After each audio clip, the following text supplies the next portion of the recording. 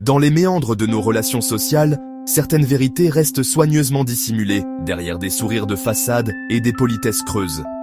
J'ai découvert, au fil de mes expériences personnelles et de mes observations, que détecter ces signaux subtils peut littéralement transformer votre vie relationnelle. Après avoir analysé des centaines de situations et testé différentes approches, je vous livre aujourd'hui les 7 indicateurs les plus révélateurs d'une hostilité masquée.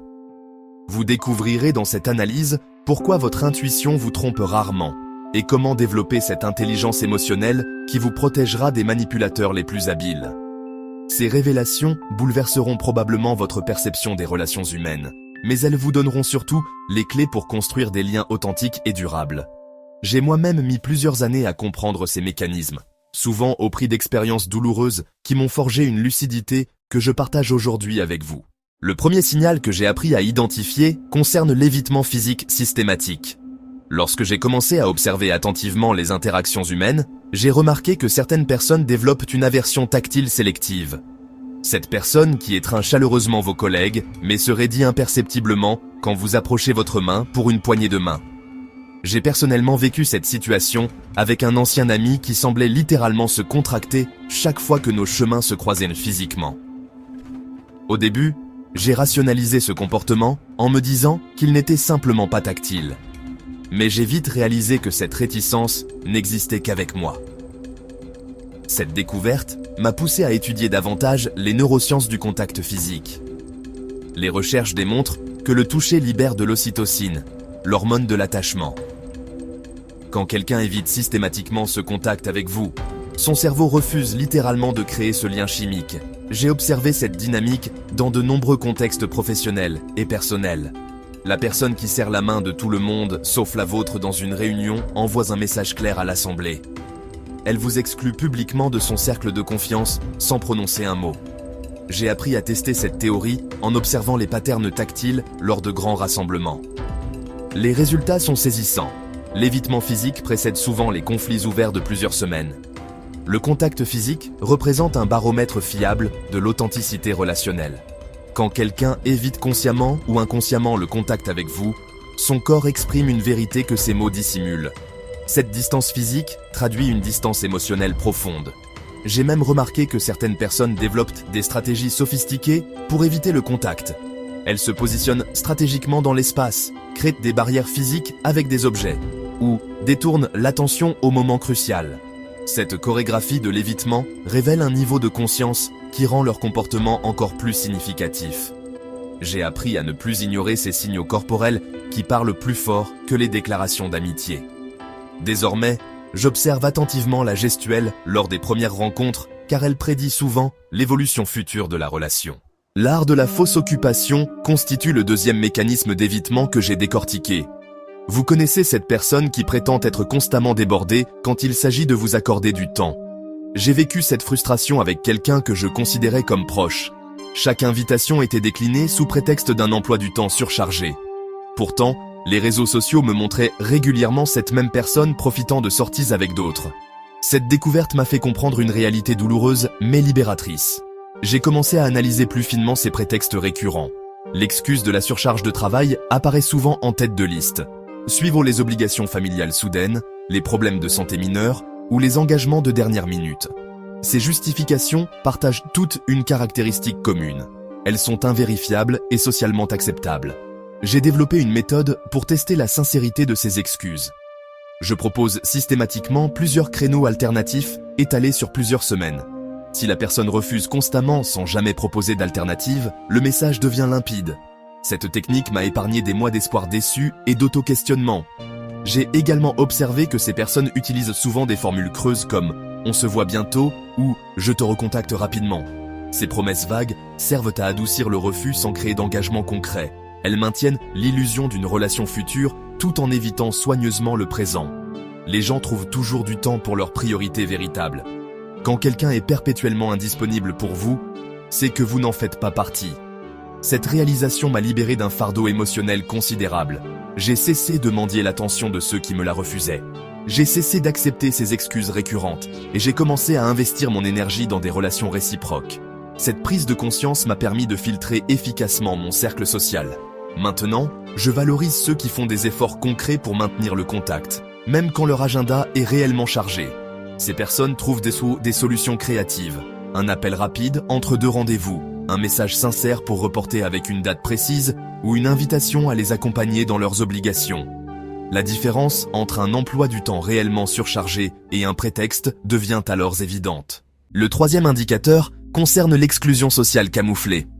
J'ai personnellement expérimenté cette forme particulièrement vicieuse de rejet.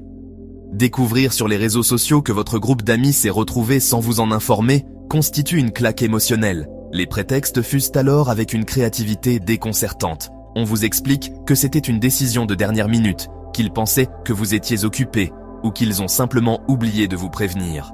Ces justifications sonnent toujours faux car elles le sont. J'ai étudié la psychologie de l'exclusion sociale et ses mécanismes sous-jacents. Cette pratique active des circuits neurologiques identiques à ceux de la douleur physique. Votre cerveau interprète littéralement le rejet social comme une blessure corporelle. Les personnes qui vous excluent exploitent inconsciemment cette vulnérabilité neurologique. Elles savent intuitivement que l'exclusion blesse plus profondément que la confrontation directe. J'ai remarqué que ces exclusions suivent souvent des patterns prévisibles. Elles commencent par des invitations de dernière minute, où vous ne pouvez jamais vous libérer. Puis évoluent vers des omissions accidentelles, de plus en plus fréquentes. Enfin, elles deviennent systématiques et assumées. Ce processus graduel vise à minimiser la culpabilité des excluseurs. Ils peuvent se convaincre qu'ils ne font rien de mal, puisque l'exclusion s'est installée progressivement. J'ai développé une stratégie pour détecter ces exclusions précocement. Je vérifie régulièrement si mes invitations reçoivent des réponses équivalentes. Si je propose systématiquement des activités, mais ne reçois jamais d'invitation en retour, c'est un signal d'alarme. L'exclusion sociale n'est jamais accidentelle. Elle résulte d'une volonté délibérée de vous tenir à l'écart. J'ai appris à confronter directement ces situations au lieu de les subir en silence. Désormais, quand je découvre une exclusion, je pose la question frontalement. Cette approche directe révèle rapidement les véritables intentions des personnes concernées. Soit elles s'excusent sincèrement et modifient leur comportement, soit elles révèlent leur véritable nature. J'ai constaté que la plupart des gens respectent davantage ceux qui défendent leurs limites. Paradoxalement, confronter l'exclusion améliore souvent votre statut social dans le groupe. Ceux qui vous excluaient réalisent que vous ne tolérerez plus leur comportement. Ils sont alors contraints, soit de vous inclure réellement, soit de révéler ouvertement leur hostilité. Dans les deux cas, vous gagnez en clarté relationnelle. Si vous trouvez ces révélations utiles, je vous encourage vivement à vous abonner à cette chaîne et à activer la cloche de notification. Vos retours et votre soutien me motivent énormément à continuer ces analyses approfondies des dynamiques relationnelles. Chaque abonnement me donne la force de creuser davantage ces sujets qui nous touchent tous. Le quatrième signal concerne les compliments empoisonnés. J'ai développé une sensibilité particulière à ces pseudo-éloges qui laissent un goût amer.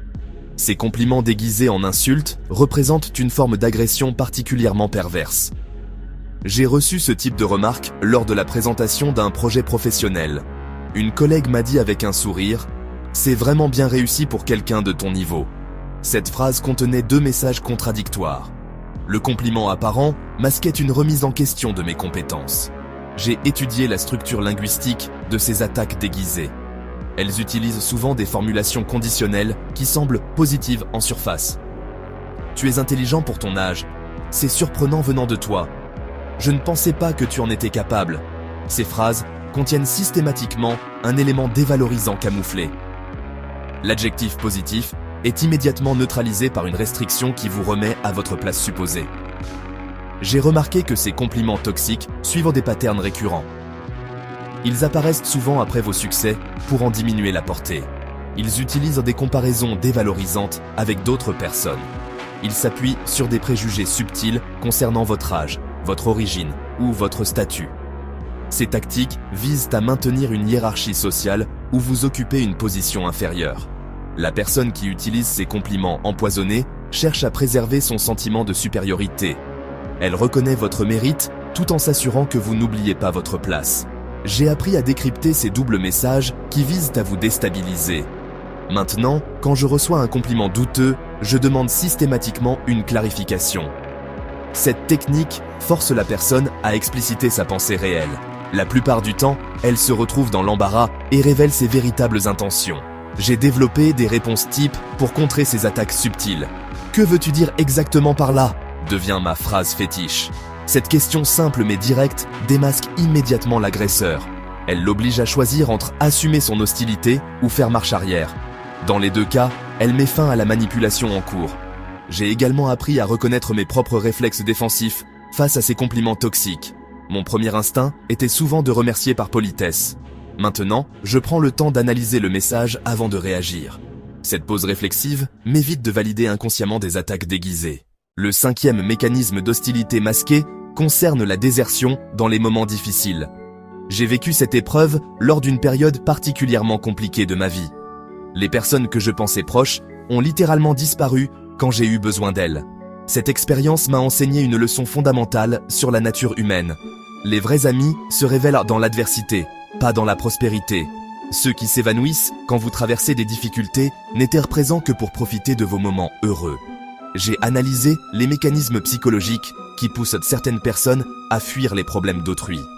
La proximité avec la souffrance génère une anxiété contagieuse chez les individus émotionnellement immatures. Ils craignent inconsciemment que vos difficultés ne contaminent leur propre bien-être. Cette peur primitive les pousse à créer une distance protectrice. Ils rationalisent leur fuite en se convainquant qu'ils ne savent pas comment aider. Pourtant, l'aide la plus précieuse consiste souvent simplement à être présent. J'ai observé différents patterns de désertion selon les personnalités. Certains disparaissent brutalement sans explication. D'autres maintiennent un contact minimal et superficiel. Les plus hypocrites continuent à interagir normalement en évitant soigneusement le sujet de vos difficultés. Cette dernière catégorie s'avère particulièrement toxique car elle maintient l'illusion du soutien. J'ai appris à identifier rapidement ces faux amis en observant leurs réactions aux premières difficultés. Leur langage corporel change, leurs réponses deviennent évasives, leurs appels se raréfient. Ces signaux précurseurs annoncent souvent une désertion complète. J'ai compris que cette épreuve constitue en réalité un filtre naturel extrêmement efficace. Elle sépare automatiquement les relations superficielles des liens authentiques. Ceux qui restent présents dans la tempête méritent vraiment votre confiance. Cette prise de conscience m'a permis de redéfinir mes critères relationnels. Désormais, je valorise ceux qui restent présents dans les tempêtes autant que dans les accalmies. J'ai également développé une nouvelle appréciation pour les gestes simples de soutien. Un message d'encouragement, une visite inattendue ou même un silence complice deviennent des trésors inestimables. Ces marques d'attention révèlent une profondeur émotionnelle que les relations superficielles ne peuvent jamais atteindre. Paradoxalement, mes périodes difficiles ont considérablement enrichi ma vie relationnelle. Elles m'ont permis d'identifier mes véritables alliés et de renforcer ces liens précieux. Les relations qui survivent à l'épreuve de l'adversité deviennent généralement indestructibles. Le sixième indicateur concerne l'humour toxique systématique. J'ai longtemps enduré les plaisanteries répétées d'une personne qui prétendait juste rigoler. Ces blagues ciblaient systématiquement mes points sensibles avec une précision chirurgicale. Mes choix vestimentaires, ma façon de parler, mes projets personnels, tout y passait. J'ai initialement encaissé ces attaques déguisées en humour par peur de passer pour quelqu'un sans second degré. Mais j'ai fini par comprendre que ces remarques répétées visaient à éroder ma confiance en moi. L'analyse de cet humour destructeur révèle des mécanismes sophistiqués de manipulation. L'agresseur utilise le rire comme bouclier pour rendre ses attaques socialement acceptables. Il exploite notre conditionnement culturel qui valorise la capacité à encaisser les plaisanteries. Cette tactique le met dans une position de pouvoir. Vous êtes coincé entre accepter l'humiliation ou passer pour quelqu'un de rigide. J'ai étudié les différentes formes que prend cet humour toxique. Les blagues sur l'apparence physique visent à saper l'estime de soi. Les moqueries concernant les ambitions cherchent à décourager la progression. Les imitations caricaturales tentent de ridiculiser votre personnalité. Les références à des échecs passés maintiennent les blessures ouvertes. Chaque type d'attaque vise un aspect différent de votre confiance. L'accumulation de ces micro-agressions finit par créer un environnement toxique. J'ai remarqué que ces plaisantins opèrent souvent devant témoins. L'humiliation publique amplifie l'effet destructeur de leurs attaques. Elle vous place également dans une position encore plus délicate. Réagir devant les autres risque de vous faire passer pour quelqu'un de susceptible. Cette dimension sociale complique considérablement la riposte. L'humour authentique unit les gens, il ne les divise pas. Quand quelqu'un utilise constamment l'humour pour vous rabaisser, c'est qu'il cherche à établir une hiérarchie où vous occupez la position inférieure. J'ai développé plusieurs stratégies pour contrer ces attaques humoristiques.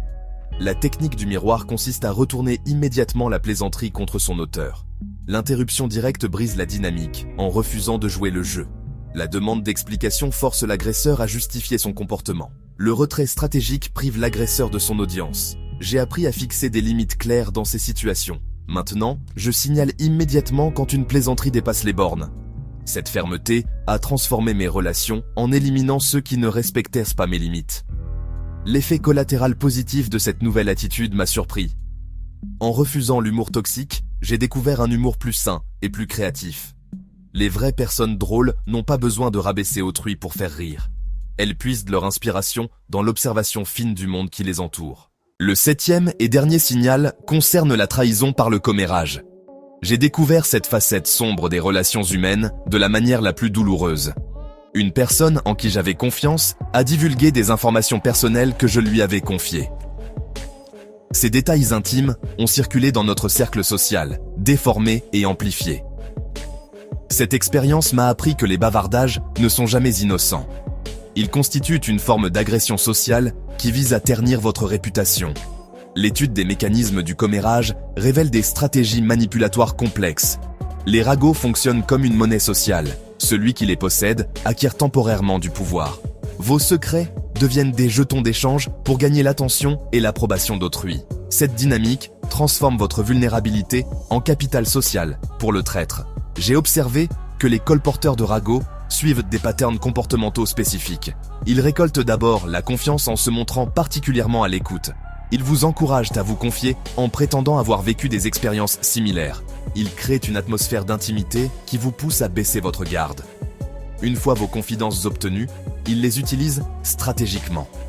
Ces informations servent à alimenter leur conversation avec d'autres personnes. Elles leur permettent de se positionner comme détenteurs d'informations privilégiées. Elles renforcent leur sentiment d'importance sociale au détriment de votre vie privée. La personne qui colporte des ragots sur vous révèle plusieurs choses sur sa personnalité. D'abord, elle ne respecte pas votre vie privée. Ensuite, elle utilise vos confidences comme monnaie d'échange social. Enfin, elle cherche à s'élever en vous rabaissant. J'ai développé un système de test pour identifier les potentiels colporteurs.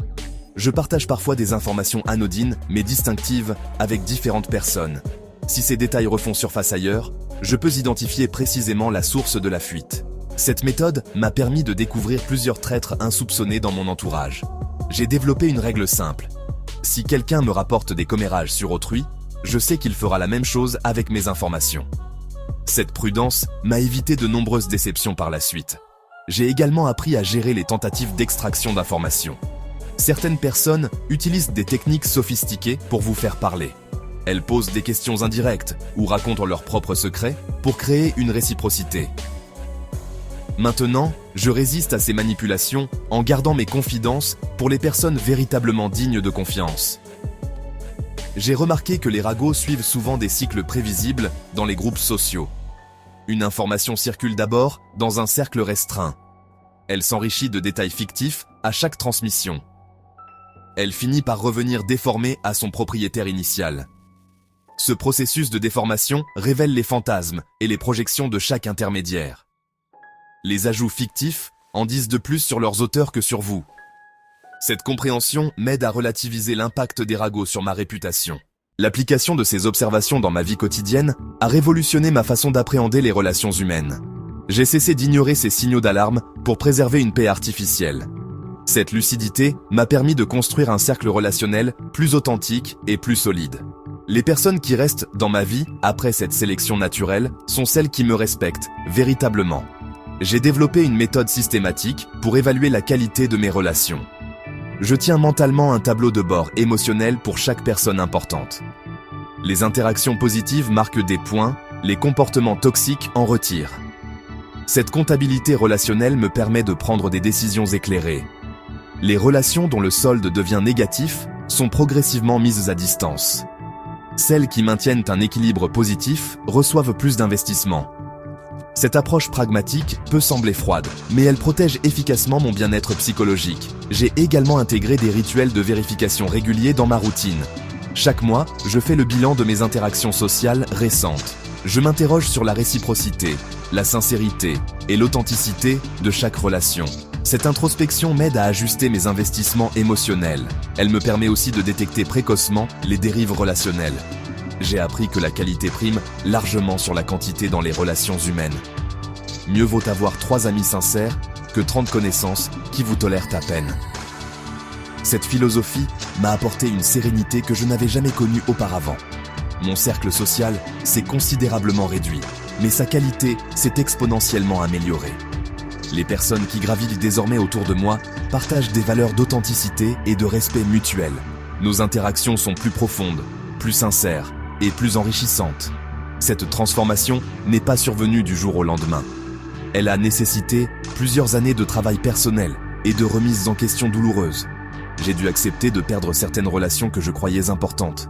J'ai appris à tolérer la solitude temporaire plutôt que la compagnie toxique.